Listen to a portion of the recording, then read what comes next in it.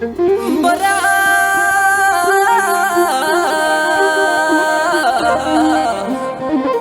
waaqolii tolfamuuf kan sagadaa nafee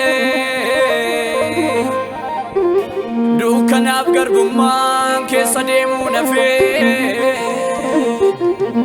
jaalala waaqayyoon ilmi nuu dhalatee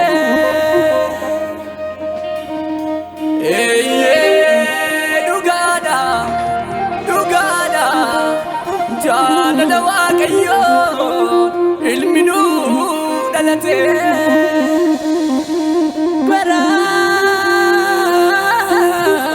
waaqolii tolfamuuf kan sagadaa nafee dukkanaaf garbummaan keessa deemuu nafee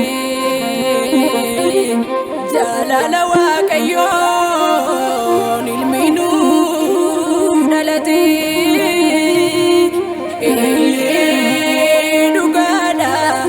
dhugaadha jaalala waaqayyoon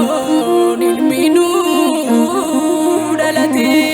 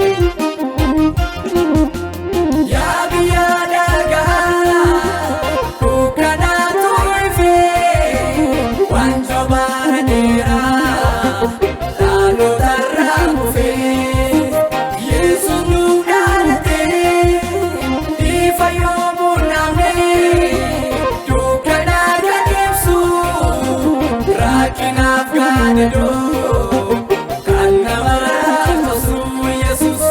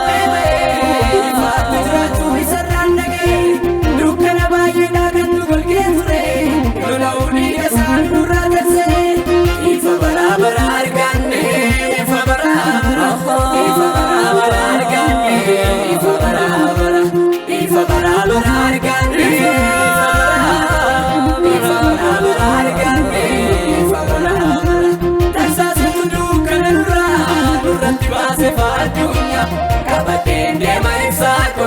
nagaa iddoo galmaako lafudhaa dhiigonfuuko tasaasatu dukkana duraa nurratti baase faadunya. Kabadeen deema ibsaako nagaa iddoo galmaako lafudhaa dhiigonfuuko miidhagsiifna malee ibsiisa miidhagsiifna malee dubbiisa injaaluuti galfatiisa injaaluuti galfatiisa injaaluuti galfatiisa injaaluuti galfatiisa injaaluuti galfatiisa injaaluuti galfatiisa.